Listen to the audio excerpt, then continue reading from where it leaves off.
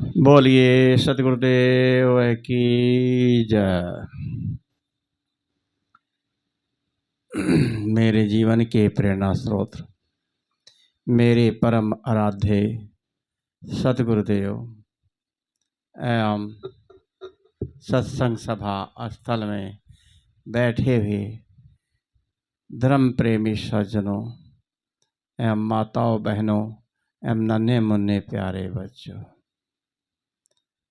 सदगुरु कबीर साहब के एक साखी पर थोड़ा सा विचार है।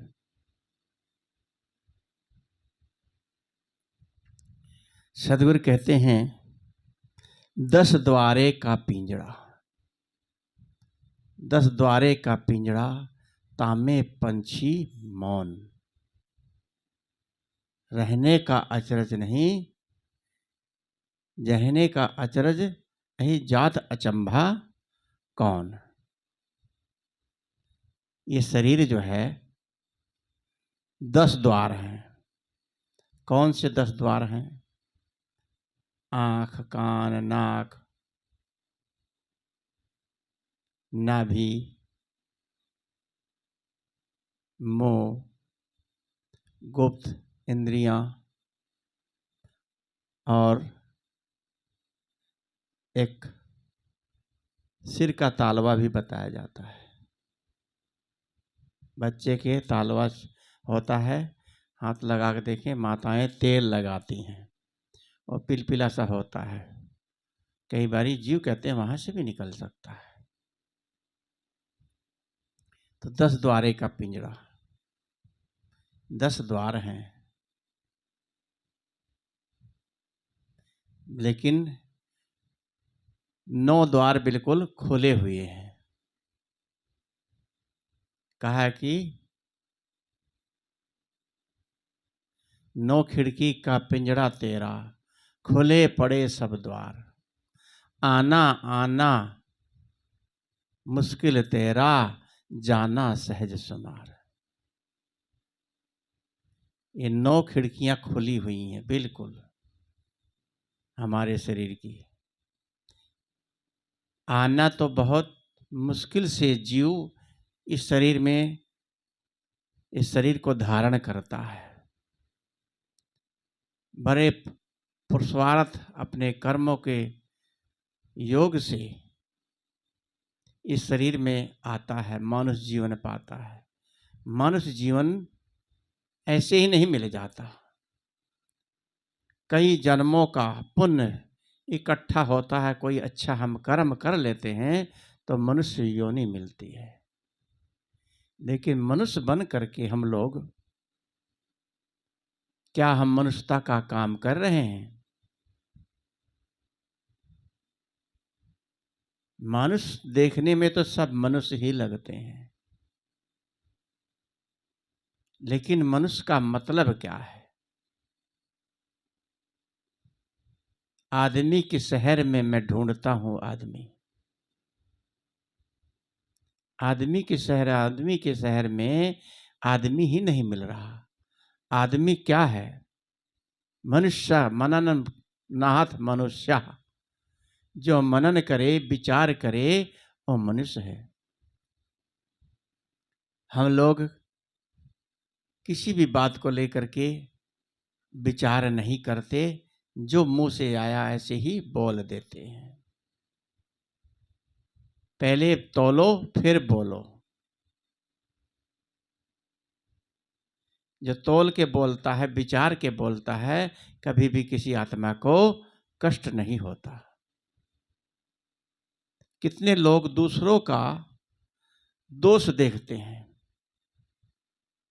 अगर किसी का दोष देख लिया समझ लो उन्होंने बहुत कुछ जीत लिया, कि अब देखेंगे,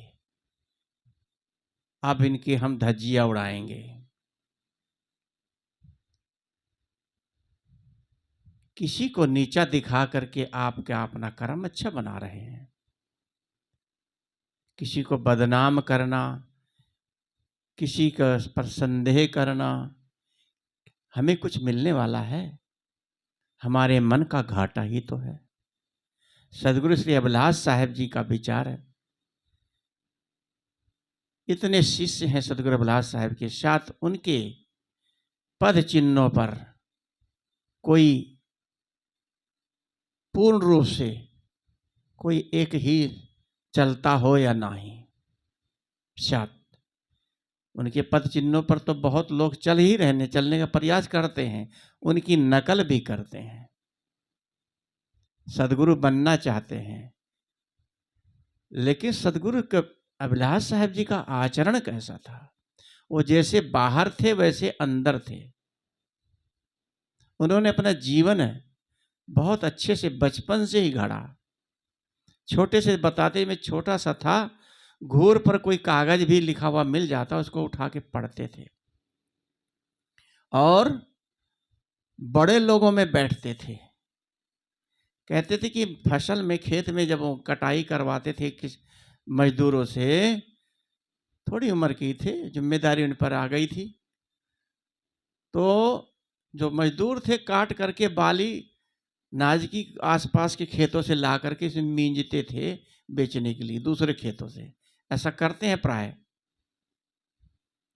तो गुरुदेव कहते देखो भाई ये तुम काम गलत कर रहे हो, पर एक भी दाना मेरे खेत में नहीं गिरना चाहिए कि एक दाना गिरेगा यहाँ जमेगा फिर उसको हम खाएंगे, गलत अनाज हमारे भाग में आए हम लोग उसको खाएं। इतना छोटी उम्र में बालकपन में उनके अंदर कितना ज्ञान था। उन्होंने अपने जीवन काल में गृहस्थ के किसी से 20 रुपया उधार लिया था, 15 रुपया कि 15 रुपया। तो उसको पिताजी जब उन्होंने घर का त्याग किया, पिताजी को बोल दिया कि फलाने का 15 रुपया है, इसको दे देना। तो कुछ दिन उपरांत गुरुदेव को याद आया, लगभग बहुत साल बाद याद आया, 40-50 साल हो गया होगा। तो उनके दिमाग में आया पता नहीं पिताजी ने उनको दिया था कि नहीं दिया था। उन्होंने किसी के हाथ से 100 रुपया भिजवाया और उनके पोतों को मिला, नाती पोते पर पोतों का। हंसे बहुत कि हमारे दादा पर बाप दादा का कर्जा 100 रुपया, 15 रुपये लिया था। किसी कर्जा अगर बहुत दिन हो जाए तो 10 गुना करके देना चाहिए। ऐसे थे गुरुदेव। हम लोग कोई देखते हैं कोई बेचने वाला आ गया तो सामान खरीद रहे, कोई फल आ गया, फल देखा तो एक दो उठा लिया या फालतू डाल लिया, कोई सामान ही उठा के रख लिया। एक आदत गंदी बनाते हम लोग, बच्चों को भी सिखाते हैं। जैसे हम मन को बनाएंगे ऐसे मन हमारा मजबूत बनता चला जाता है। तो मन को ठीक रखना, मनन करना, विचार करना को करने वाले को ही मनुष्य कहा जाता है। तो यहां पर सदगुरु ने कहा है कि 10 द्वारे का पिंजरा। कल्पना करो एक पिंजरा है, एक पिंजरे के अंदर एक पक्षी बैठा है और उसके दरवाजे यदि खोल दिए जाएं पिंजरे के, तो पक्षी उसमें बैठा रहेगा? तुरंत उड़ जाएगा। लेकिन सदगुरु यहां कहते हैं बड़े आश्चर्य की बात है, जिसके 10 दरवाजे खुले हों, उस पिंजरे के, शरीर रूपी पिंजरे के 10 दरवाजे खुले हों और उसमें ये जीव रूपी पक्षी 10, 20, 50, 100 साल तक बैठा रहता है। आश्चर्य है, उड़ के नहीं जाता। जब उड़ता है तो पिंजरा खाली हो जाता है। तोड़ के पिंजरा एक दिन पंछी उड़ जाएगा। ये पिंजरा रूपी शरीर, इसमें आत्मा, चेतन आत्मा बैठी हुई है। इसके 10 दरवाजे हैं। 10 दरवाजे क्या है? ये भोग इंद्रियां हैं हमारी। इसके अंदर परमानेंट रहना तो बहुत मुश्किल है। कुछ दिनों के लिए इसके अंदर आदमी आता है और फिर इस पिंजरे को छोड़कर त्याग करके शरीर को दुनिया से चला जाता है। ये शरीर क्या है, इसको देखें तो इस पे गलानी आती है। ये शरीर हड्डी की झोपड़ी है, टट्टी पेशाब की फैक्ट्री है इसके अंदर। दिन रात टट्टी पेशाब ही तो बना रहे हैं, और क्या बन रहा। भोजन करते हो, टट्टी बनती है, पेशाब बनता है। सुबह जाते हैं, शाम को जाते हैं, दोनों टाइम खाते हैं, 3 टाइम जाते खाते हैं, और खाते हैं और टट्टी बनाते हैं। फिर यही काम दिन रात है, और क्या काम है। इस शरीर से हम क्या काम ले रहे हैं, सोचें। दिन रात कमा रहे हैं, कमा करके क्या करते हैं, दान करते हैं, अपने लिए कमाते हैं। कुछ सौभाग्यशाली हैं जो दान भी करते हैं। दान करना सीखना चाहिए, आदत बनानी चाहिए, दया भाव होना चाहिए। जिसके अंदर दया भाव हो वो उसका व्यवहार भी अच्छा होता है।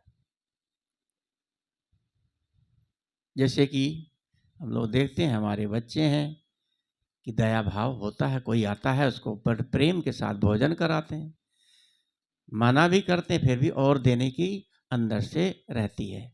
और दें और खाओ, अपने आप चाहे भूखा रह लें, दूसरों को देने का भाव रहता है। इससे पहचान होती है कि हमारे अंदर कुछ देने की भावना है, दया की भावना है। लोग एहसास फिर करते हैं कि हाँ, अच्छे लोग हैं। कहा है किसी ने, चाहे धूल ही उठा करके दे दो, अगर कुछ ना हो धूल उठा के दे दो, देने की आदत तो बनाओ। अगर देने की आदत कईयों को नहीं होती है, बाहर से डांट देते हैं मांगने वालों को, थोड़ा जो भी बने दे दो। कोई मांगने आया है, वो छोटा होके आया है, आप बड़े हो, आपसे कोई मांग रहा है।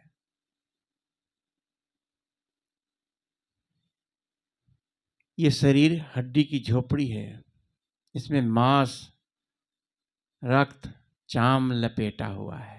यदि चमड़ी ऊपर से उतार दी जाए तो कैसे लबलबा खून चमकता रहेगा और मक्खियां भिन भिन आएंगी। ये चमड़ी लपेटी हुई है, कहीं जख्म हो जाता तो कितना गंदा लगता है, मक्खियां भिन भिना लगती हैं, जख्म हो जाते हैं, यहाँ तक कि कीड़ों के कीड़े तक पड़ जाते हैं जख्मों में। तो शरीर से मोह क्या करें। तभी सदगुरु ने कहा है, यह तन काचा कुंभ है, लिए फिरे थे साथ, ठसका लागा टूट गया, कछु न आया हाथ। ये तन जो है कच्चे घड़े के समान है। जैसे कच्चा घड़ा, अगर थोड़ा सा झटका लग जाए, पका हुआ नहीं, कच्चा घड़ा मिट्टी का, तो उसको ठसका लगते बिखर जाता है। ऐसी ये शरीर है जिसको हम जिंदगी भर 50, 60, 70, 80, 100 तक लिए फिरते हैं, लेकिन थोड़ा सा लापरवाही किया, झटका लगा और बिखर सकता है। सावधानी हटी तो दुर्घटना घटी। इसलिए सावधानी पर सावधानी। असली सावधानी क्या है? असली सावधानी है अपने मन की। मन में कुराफात आती है, मन बहुत ही राक्षस है, ये कुछ न कुछ अंदर से शिक्षा देता रहता है, मन में कुछ न कुछ उथल पुथल करता रहता है, अपने कहने में चलाता है।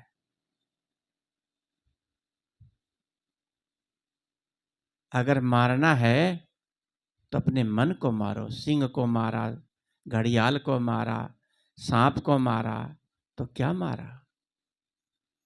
अपने मन को मारो, अपने दोषों को मारो। हम दूसरे के दोषों को मारने का ठेका लिए हुए हैं।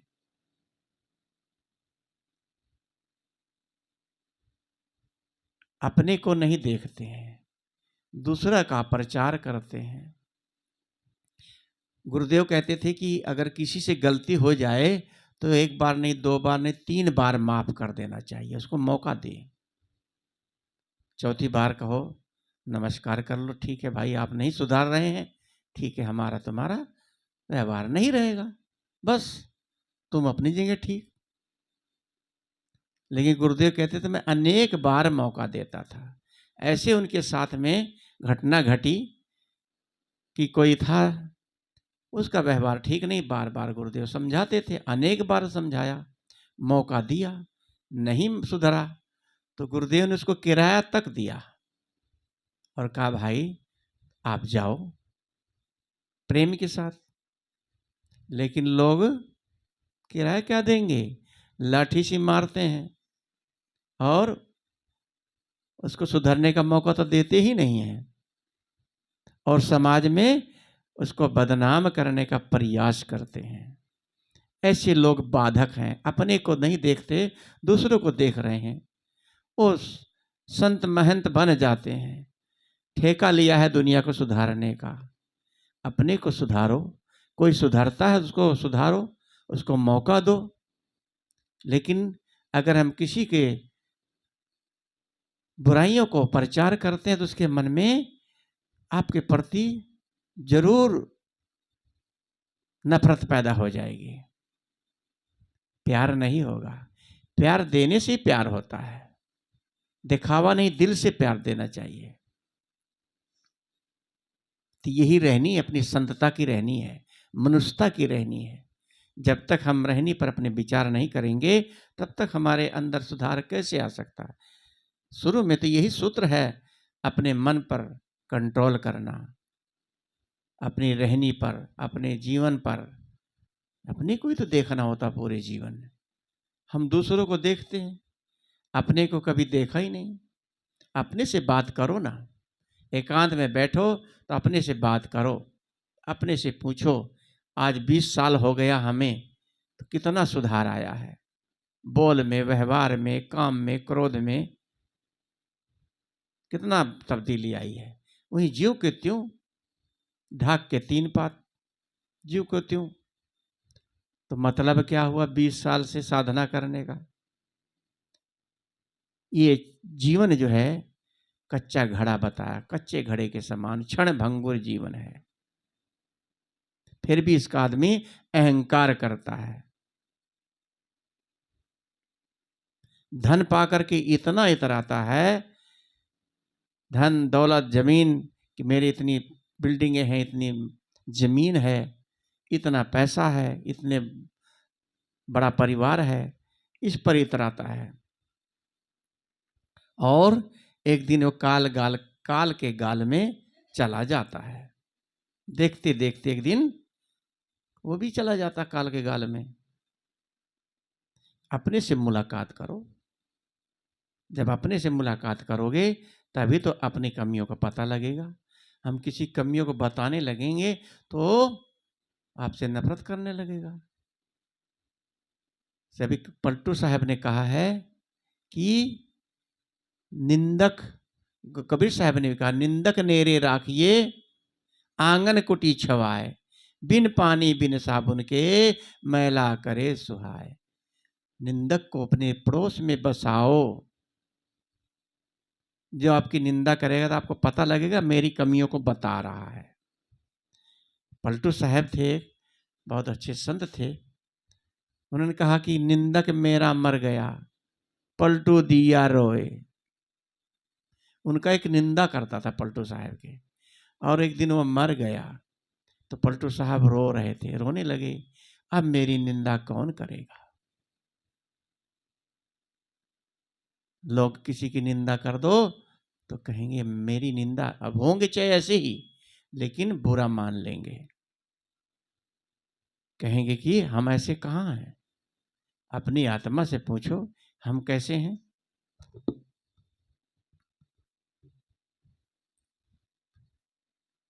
अपने आप को देखें। अहंकार की आग में हम लोग जल रहे हैं, अहंकार की गरिमा भरी हुई है। इन्हीं कर्मों से हम अपना नरक और स्वर्ग चुन लेते हैं।